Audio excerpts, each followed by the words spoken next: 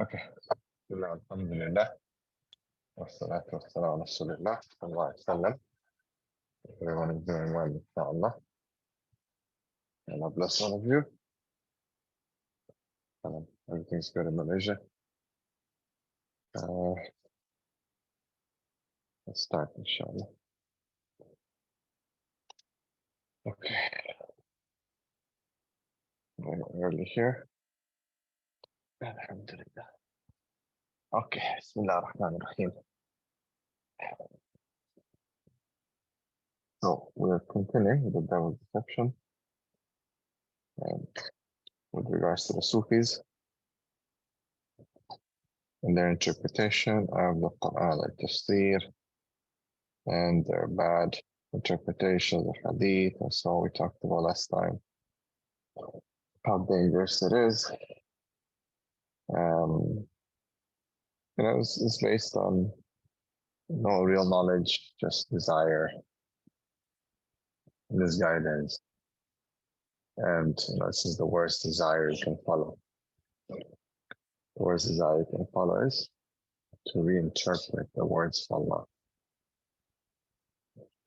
Because no matter what, no matter how bad you are, no matter how many issues you are, those are, between you and Allah. It's sin. But when you try to invent a lie, to lie against Allah and His Messenger, then this is huge. It's kufr. If Allah says, especially if you make the halal haram, you make the halal haram and haram halal, this can be huge, huge problem. No. Let's go down.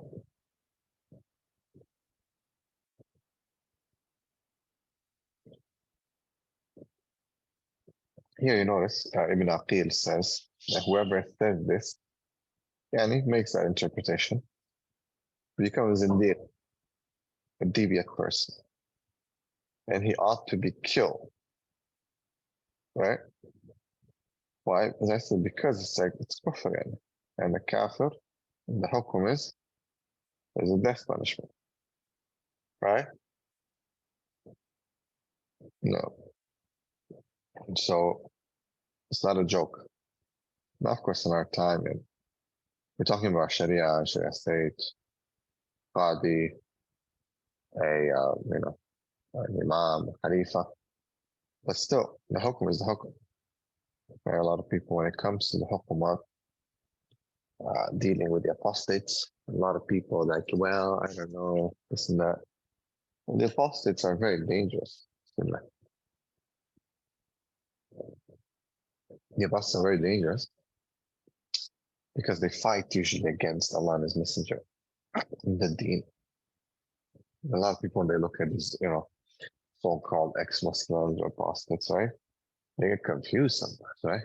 But they have to be, of course, again, in a Sharia state, by a judge, it's a crime. It's a capital punishment.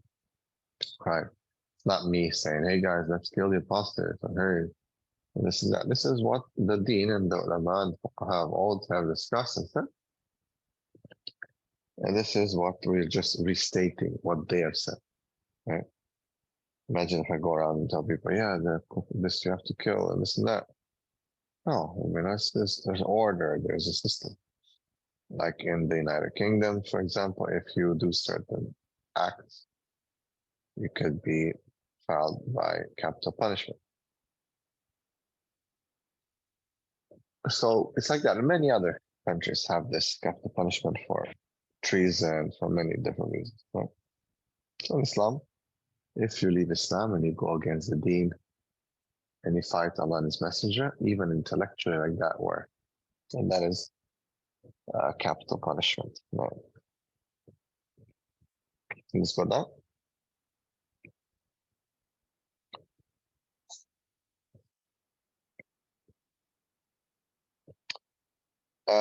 Abu Zaid says that I was circumambulating around the Kaaba. When I got near it, I noticed the Kaaba circumambulating around me. You have these funny statements, I told you. And he said, when I performed Hajj for the first time, I saw the Kaaba. When I performed Hajj the second time, I saw the Lord of the Kaaba, but did not see the Kaaba.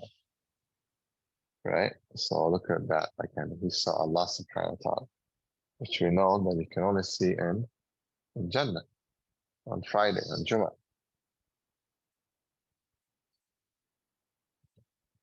And the funny one is that the Kaaba circumambulated, making tawaf around him. Yeah, like he becomes the center of the Ummah.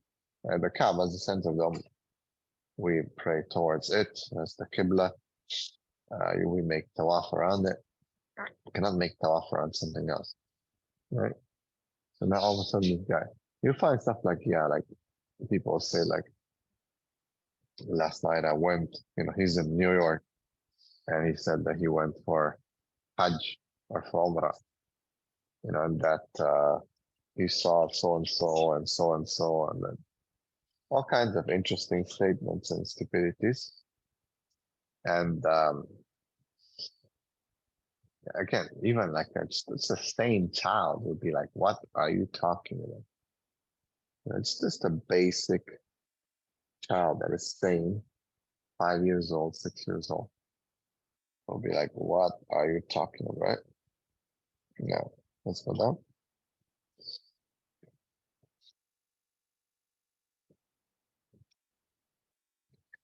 Asked about Alawh al-Mahfud. He said, I am Alawh al-Mahfud. And for those who don't understand, Alawh al-Mahfud is the prescribed tablets, preserved tablets. All the knowledge is preserved of all the things. The Quran is there, the Bible is there, everything. Tawrat is there. What happened, what didn't happen, everything is in Alawh al-Mahfud. And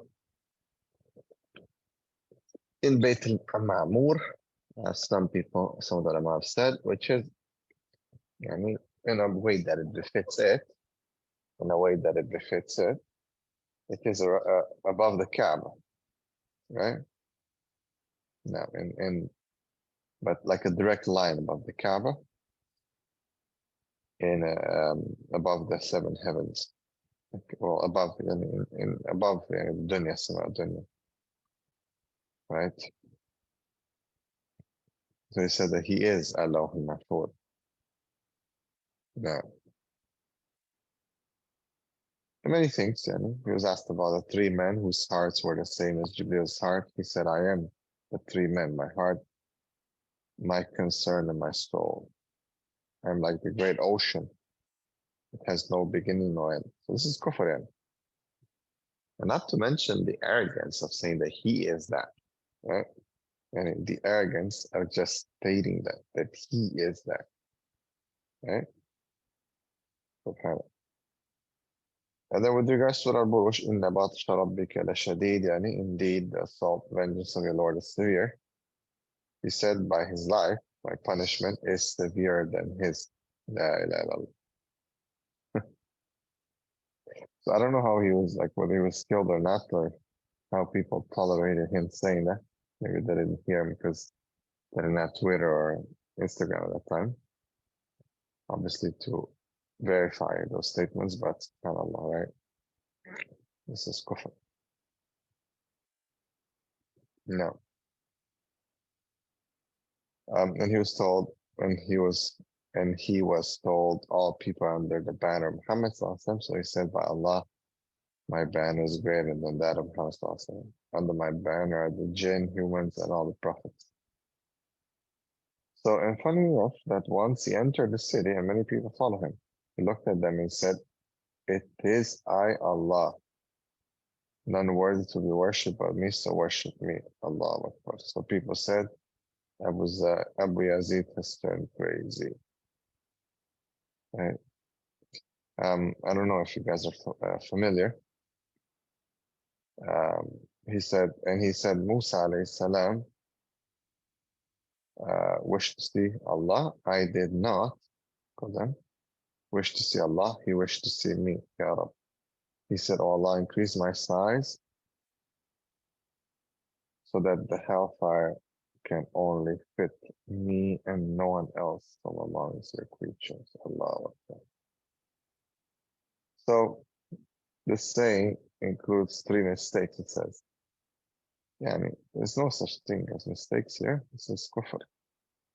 I don't know if you guys are familiar, but this whole I am Allah, Allah this, Allah that, it exists till today. Some people still claim that. One of the things, maybe you're not familiar, not so popular around the world, but it is popular in America and Canada, is a group called Nation of Islam. I don't know who's heard of Nation of Islam. Louis Farrakhan, Elijah Muhammad, the names ring a bell for you. We're talking about the 50s, 1950s, 1970s, Chicago, Detroit, New York. This was a group of men, black men, who were following Louis Farrakhan and Elijah Muhammad before him. And they claim to be divine. They claim to be, and they till today they use the word Allah, like they name themselves Allah this, Allah that, like Allah, He is Allah, right? They call themselves Allah because they believe that the black man is like divine. He is Allah. And there's a counter reaction to Christianity, where they thought that Christians believe that Jesus is God, is a white man, right? The funny thing with Nation of Islam, and specifically even more so, what they're called 5 percenters, is this whole concept of the motherboard, and mothership, and just spaceship that's going to come and take people. And then there's this al-mala, and the high council in heaven. And they'll have some justifications for what they say. It's a funny thing. And they call themselves Master, Allah, God. And when they address each other, they'll be like holy and master and this and that. No, so they exist, and they definitely. We even had debate and responded to some of them in some of our writings. Right? Now, let's go down. Don't even need to go over those because it's just kufr. No. Here he says, by Allah, I discussed an issue with Al-Khidr yesterday. Angels liked what I had to say, and Allah was listening to me as well. He, the Almighty, did not criticize me. Had there been something wrong with what I said, He would have made me silent. No.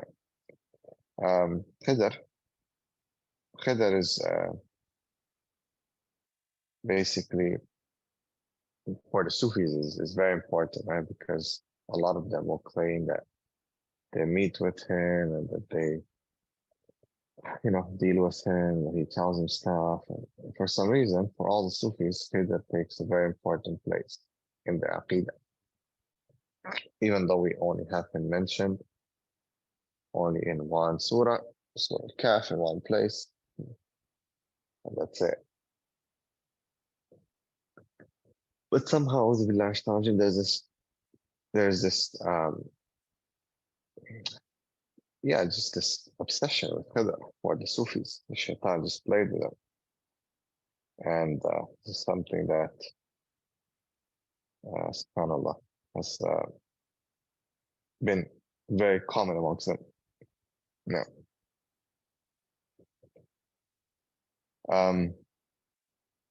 Samun al-Muhib, the lover, said in poetry, I do not care about anyone other than you, so test me whatever you wish. So he suffered from not being able to urinate. He became restless. And it's like they say stuff like that, right? So who's he addressing? Allah. It's like a dua, test me as you wish. And he cannot urinate. And he became restless. And obviously how hard it is, he cannot urinate. Any stupidity like that, claiming that they are Zahid, they are close to Allah, that Allah, they love Allah so much that Allah can test them with anything because they love Him so much. Again, these, you might be shocked, but these people existed and they still exist till today. Now, let's go down.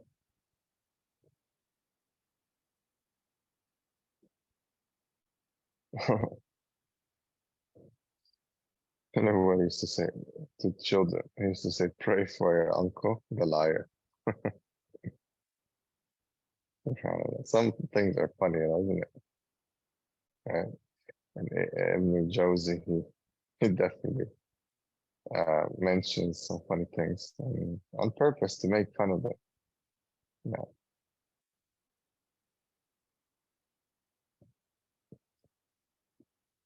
No.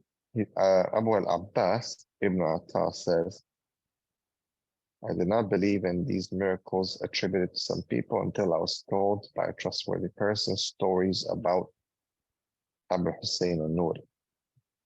He said, we were on a boat in the Tigris River. So we told Abu Hussein, bring out of the river a fish that weighs 3¼ pounds. So he whispered something, and a fish suddenly fell into the boat. So we asked him by Allah, what did you whisper? He replied, by your glory, if you do not bring out a fish that weighs 3¼ pounds, I will throw myself into the river. And he's like threatening Allah subhanahu wa ta'ala. Now, whether there was a fish that came or not, Allahu alam, maybe the shaitan brought it. Allahu alam. But definitely in these stories, they're just ridiculous. Abu Sa'id al-Kharraz, he said, my greatest sin is my knowledge. Allah Akbar. My greatest sin is my knowledge of him, of Allah subhanahu wa ta'ala. If he meant, I'm not acting upon my knowledge of him, he might be fine. Otherwise, it would be a very bad saying. And he's saying that the knowledge of Allah is the greatest sin, the knowledge that he possesses. Shibli, again, we hear about Shibli quite often. People loved you for your bounties, but I love you for your testing. Now, Shibli used to tell his students, and again, this first have students, when they were about to leave the session, I will be with you, and you will be my care and provision. And like, he's saying it's a lie. No. Interesting. My poetry, my love to him refused to accept a bribe, to ask him, what good would killing me do? No. Let's go down. And again, interpretation of Surah Al-Duha. وَسَوْفَ يَعْطِيكَ رَبُّكَ فَتَرَضَ. And the Lord is going to give you, and you will be satisfied. And Muhammad, never be pleased if a single member of his nation remains in hell. Muhammad will intercede for his members of his nation, and then I will intercede from no one remains in hell. Meaning, like he's making the shifa. He will be making the shifa, not the Prophet Maqam al-Mahmud is by him and not the Prophet sallallahu alayhi wasallam. Now, Ibn Aqil said, it is a lie to think that Muhammad sallallahu does not approve punishing oppressors. In fact, he sallallahu cursed 10 categories of those involved with alcohol, right? So of course, and we know that. Sometimes, Sufis, they think they are the most loving, the most. Even you find this with like other deviant groups, for example. I don't know if you guys are aware of. There's a group called Qadianis. Qadianis, and they are basically Ahmadiyya. And they have a statement of love for all, hate for none. Of course, not true. We don't love everyone. We do hate people because of what they are and what they do against Allah and His Messenger, against the Quran. It's not like we just hate anyone, right? But in general, of course, we hate shaitan, we hate evil, we hate people who are criminals because of what they do. And of course, we know that people are going to suffer in hellfire. There's no doubt about it. And that his intercession is going to be more possible. Yeah, subhanAllah, I would love to know what happened to these people. They got killed and so on and so forth. Now, let's go down.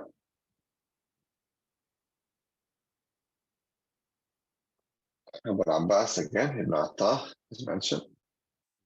I read the Quran and noticed that Allah never praised a person except after testing him. So I asked Allah to test me. Days passed and 22 members of my family died. Allahu Akbar, 22. Could be an exaggeration here. Lost all my wealth, my wife and children. I lost my mind and remained for 7 years as a madman. Right? His man's lack of knowledge made him ask to be tested. Such request amplifies defiance. So, Allah Alam, but when a person says that, oh, I love you so much, oh Allah, that you have to test me and, test me this and test me that. And Allah will test you. Allah will respond to your dua. Okay? One of the ulama said, subhanAllah, and again, this is an alim, a proper alim. He said when Yusuf alayhi salam said, قَالَ رَبِّي أَسِجُّنْ أَحَبُّ إِلَيْهِ, oh my Lord, that this jail is more beloved to me, مِمَّا يَدْعُونَ, from what they invite me to. He said that had he made another dua, he would probably not entered the jail, but then Allah gave him the jail, because he said jail is more beloved than what these women call me to, the haram, right? So he said, had Yusuf made dua for something else, then Allah would have given it to him. Now, and about the ayah, in Surah Al-Nahl, chapter 16, verse 98. So when you recite the Quran, seek refuge with Allah from Satan, the outcast, the cursed. And Abdul Abbas Abu Ahmed, he said they have destroyed the pillars of Sufism and innovated new twisted concepts. They considered bad manners to be a form of sincerity and considered indulging into that which is bad a good thing, and stinginess a form of toughness, and begging a form of work. Yeah, they twisted everything upside down, right? Yet they're so attractive because of their piety, looking like they're pious, and their asceticism, which is for some people attractive because sometimes when people are involved in dunya too much and they kind of feel bad, they repent, listen, they see these people being good and so on, then it's sometimes confusing. They're like, oh my God, I want to be like a better person. I want to be like that. Look how good they are. Look how, right? So it can get confusing. Yeah. Ibn Aqil says Sufis refer to singing sessions as times and refer to a desirable woman as a sister and dancing and excitement, which such manipulation of words is not permissible. Yeah. Okay, next section, accounts of various blameworthy actions recorded of Sufis. Again, the fascination of Ibn al-Jawzi's compilation of these things and the knowledge of it. Imagine writing a book about these people, right? And putting the research together and having the knowledge.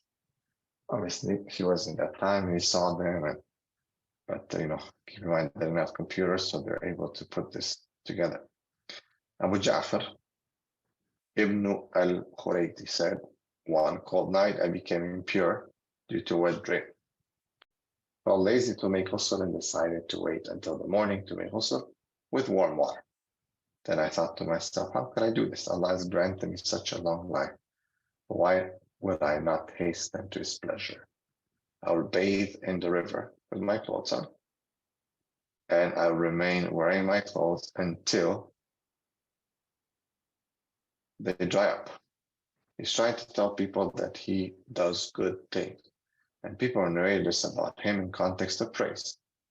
It's ignorance because this person disobey Allah. Only foolish people will be impressed with such stories. It's not permissible for anyone to punish themselves because you can basically die, right? You jump in cold water, remain wet with your clothes.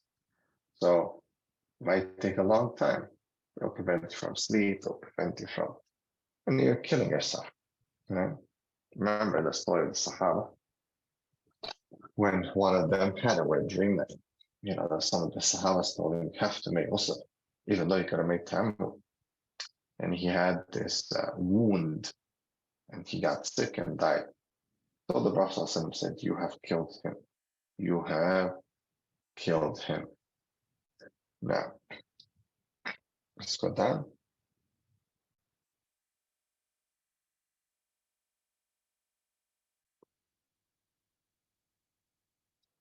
Ahmad ibn Ahmad, he said that the wife of Ahmad ibn Hadrawaihi made her request for dowry, be that her husband take her to visit Abu Yazid al-Bustan. That's her mahar. He did so, and when she came into his presence, she squatted down unveiled. When Ahmed said to her, I noticed that you are doing something extraordinary, unveiling your face before Abu Yazid. She replied, it is because each time I look at him, I find the instincts of my lover's soul depart. They turn to me each time I look at you. When Ahmed was about to leave, to take leave of Abu Yazid, he asked the later for counsel. Abu Yazid said, learn manhood from your wife. So even the haram is being justified. Now, section 2. Their violations in matters of body and wealth. Ahmed ibn Abu al-Hawari made a deal with Abu Sulaiman that he will do everything he ordered him to do. The one day he told him, I have turned on the furnace, what should I do next? He replied, go sit in it. So he did. Right. Yeah, Ajib. Kind of funny. And he killed himself. I would be like, yeah, down. So if this story is really true, this is a huge sin, and actually they will enter hellfire. And they will be in there forever because it's suicide. The Prophet ﷺ, Allah's Messenger sent a troop under the command of a man from the Ansar. When they left, he became angry with them. For some reason, he said to them, has not the Messenger of Allah commanded you to obey me? They said, yes. He said, collect some wood. And he started a fire in the wood, saying, I command you to enter the fire. The people almost entered the fire. But a young man amongst them said, you only ran away from the fire to Allah's Messenger. Therefore, do not rush until you go back to Allah's Messenger, and if he commands you to enter, then you'll enter. Right? And if you remember this hadith, and the Prophet himself, obviously that only Allah punishes with fire. There's no obedience to the creation and disobedience to the Creator. Right? This is a principle, qaida. The qaida within deen. Now, okay? Well done.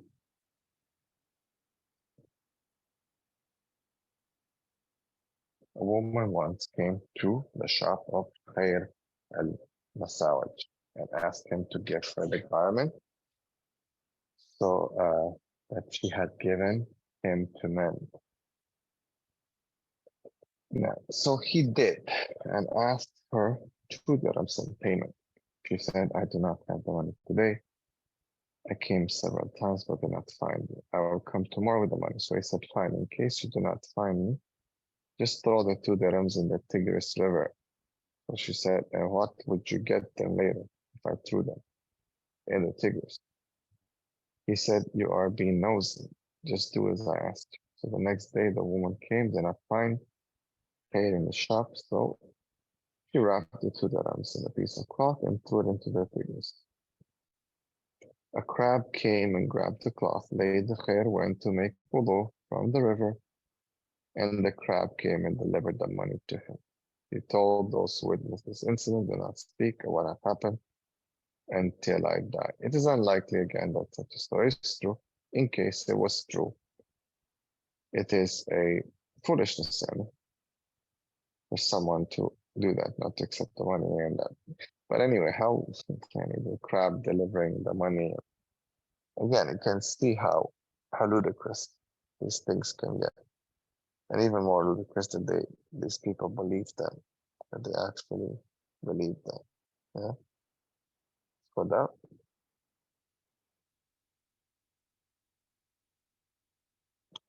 And of course, it is israf, and it's wasting money. Going in the river, it's israf. No. Now, once Anuri's feet became swollen, when asked for the reason, he said, myself asked me to have some dates. I kept trying to control it, but it insisted. So I went and bought some dates and ate them. Then I asked myself to stand up and pray. It refused. So I promised Allah not to sit down for 40 days except during tashahhud. Allah.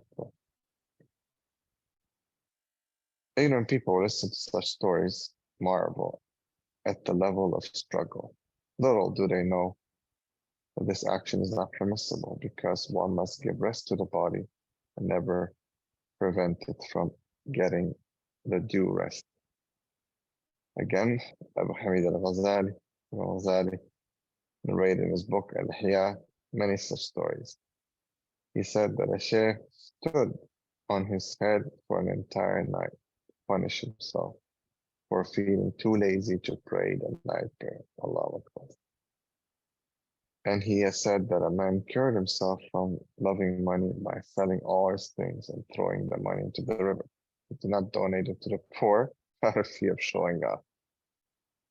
And once refused to hire someone to curse him in public in order to train himself to forgive. Yani subhanallah. Ajib, what people will do to so-called train their nafs. But again, these things are what we call holier than the Prophet syndrome. They are beyond the Sharia, and that's why they are not only wrong and ludicrous, but they are haram. Okay, let's go down. And again, you might feel like, is this really happened? Yes, and it still happens. Yeah. And then again, he has a go at Imam Ghazali. Says it's strange that he narrated these without condemning them. He narrated these stories without condemning them. He said before narrating the stories that a sheikh must study the situation of his beginner students. And if he sees that the student has too much money, and he must take it and spend it away. This is so he clears his heart from it completely. And if he notices that he is too arrogant, then he should order him to go out to the market place to beg persistently. And if he sees that he's too lazy, then he should make him work in the bathroom, cleaning it, and stay in the kitchen in places where there's smoke. And if he notices that he likes to eat too much, he should order him to fast. And if he has strong sexual desire, he must order him to fast and to go down. Have just water and bread for breakfast. You should prevent him from eating any meat. I wonder how Abu Hamid is asking for such things that go against Sharia. How is it permissible for someone to stand on his head all night? This could cause the blood, obviously, to drain, and we could get sick, even die. How is it permissible to throw money in the sea? Isra. Is it permissible to curse a Muslim for no reason? No. Is it permissible to ride the sea during the time of high waves? No. Right? So, yani, again, irrational and unlogical. Got that? But it happened. I want to share a story, a case that I have now, because you might think that, okay, Ibn al-Jawzi is exaggerating, and that these things do not exist. So there's recently when I was in Canada, I had a meeting with one of my kind of like my sheikh for some, when I was younger, maybe like let's say he was one of the teachers like 14 years ago, 15 years ago, a bit more. Yeah, more than that. So anyway, he saw me and he said, okay, we need to talk. It's important, blah, blah. He knows I do counseling. So we went for a coffee and we discussed. So he said, I'm really concerned. I said, what's going on? He said, you work with youth, and I'm concerned because my son has fallen into like extremism. So I was like, I would be like, what happened? I thought maybe some like ISIS or Al Qaeda or something, right? He said, no. He said, it's like some Sufi tariqah that basically he went first to study somewhere. He was very excited about studying, and he was very much into studying in the desert in Mauritania. You guys know Mauritania is still one of the very traditional places where you can go and study, especially like the Maliki fiqh. And they have some, tawassul and some tasawwuf with it. You'll be in like a tent in the desert, very traditional, sitting on the floor, sleeping on the floor. Like, and he pushes you. But they're studying good Maliki fiqh, let's say.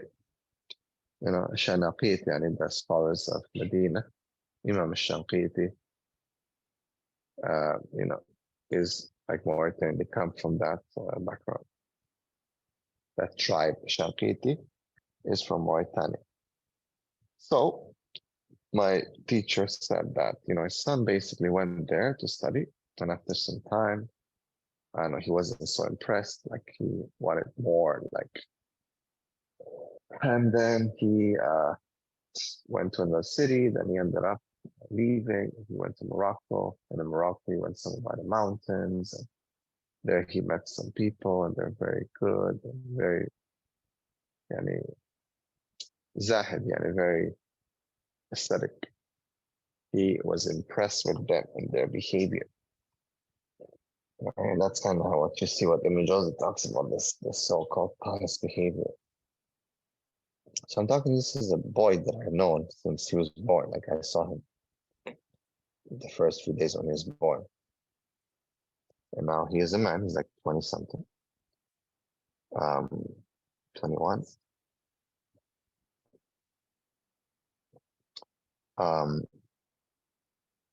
Yeah, exactly, 21.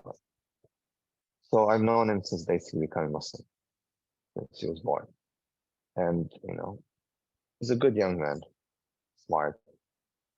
He left his university and joined this tariqah, this Sufi group. And he basically cut away from his parents. And he was asking them to send money. Then they couldn't send money. He was giving this money to the leader of the tariqah. And they're asking him to do all kinds of weird stuff. And he was driving around, they rented cars, and they were going places. And he was doing all kinds of things. And he said that he had basira and clear insight. And then this is haqqul yaqeen. And start talking. Imagine the mother is on the phone. She's in Canada, talking to her 20-year-old son and saying all these things. They're desperate, Then what we discovered is that there was a groomer in our mosque who was talking to him in Ramadan during the tikah. And this guy was from that area. And he now became his a Sufi master. And even to talk to his family, he would have to take permission from this guy. And he had to give a bay'ah. You guys know what a bay'ah is. It's it's basically what the Sahaba did to the Prophet ﷺ, like a pledge of allegiance. Okay. So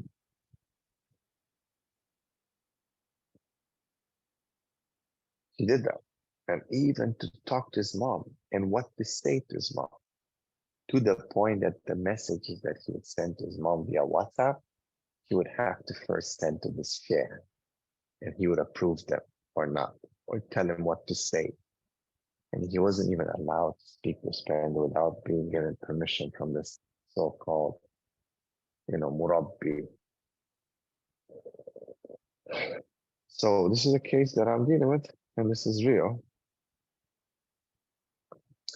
And, till now, he's kind of like, he's like locked himself in the room, there, away from home, thousands of miles, doesn't want to speak to anyone. He is like, and even now he's like Iman, he's kind of like, he's not even praying properly anymore, but he is very much on these practices of the Sufi and being, in this extreme and not eating and being harsh with himself. And, right? So they exist. These people still exist. And, that's just one case. And I've known this boy, I'm telling you, for like 20 years, maybe even more. Yeah, 20 years, since he's born. So this is, till today, what Ibn al-Jawzi is talking about is real. They exist. No. Section 3, there are violations in matters of nurturing and education. There was a man who used to fast throughout the year and offer prayer throughout the night for 30 years. Right? 30 years. He was one of the regular attendees of the circle of Abu Yazid al-Bustami. So these people used to have halaqas. They used to have study circles. Nevertheless, he was unable to possess the type of knowledge that Abu Yazid possessed. So Abu Yazid taught him that even if he fasted for 300 years and offered salah throughout the nights, he would not be able to find even an ant's weight of his knowledge. When asked about the cure, Abu Yazid told him that he should shave his head and beard, hang a bag filled with nuts around his neck, gather some kids around him, and tell them everyone who slaps me once will get a nut.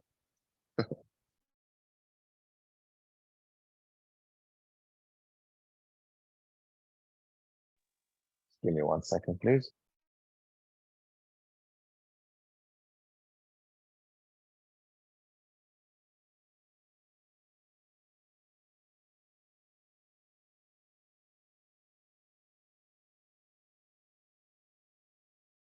No.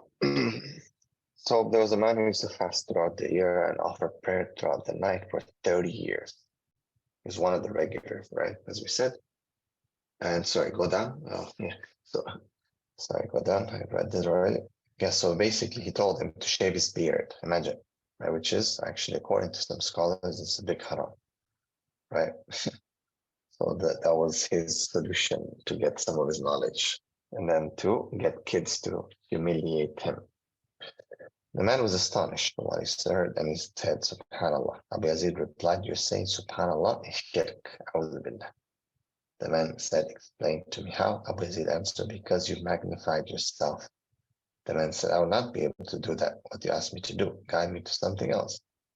Abu Yazid said, you will not accept what I tell you. After you lose your ego and humiliate yourself, come to me and I will tell you what to do next.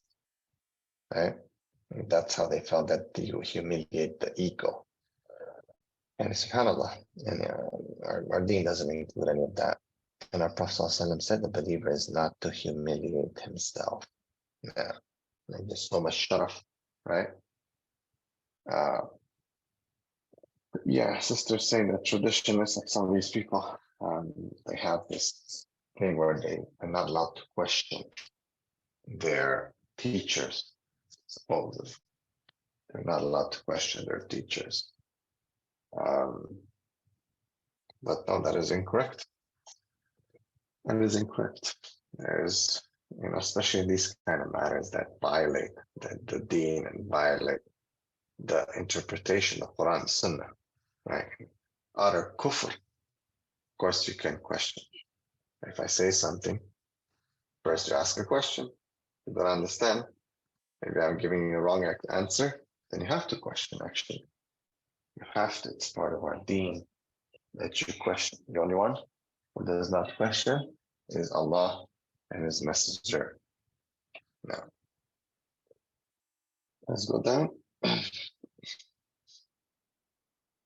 Hudayfa, radiallahu anhu. This is Sahabi.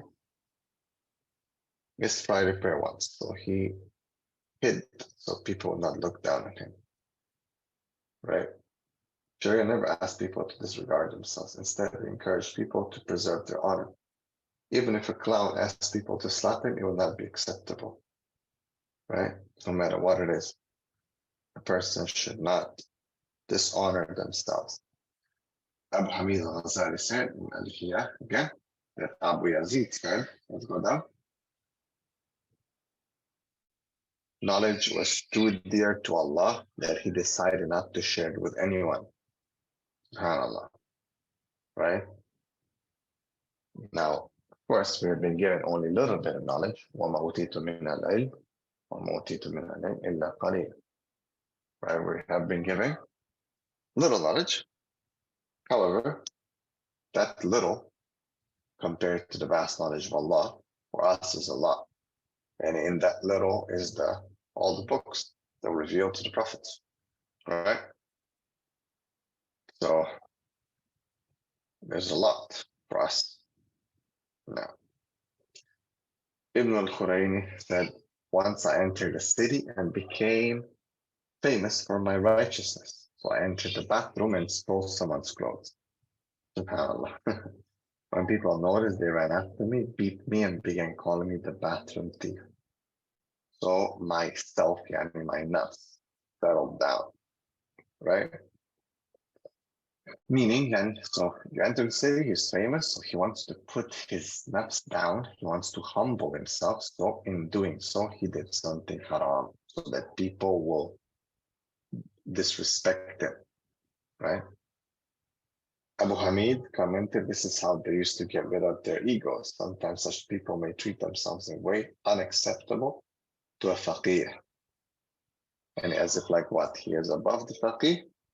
No, he's not above the faqih and he's not above the sharia. He's totally, totally wrong. No. And then he says, glory to he who made Abu Hamid exit the circle of faqihs by writing his book Al-Ihya. He's really criticizing, right? He's really criticizing.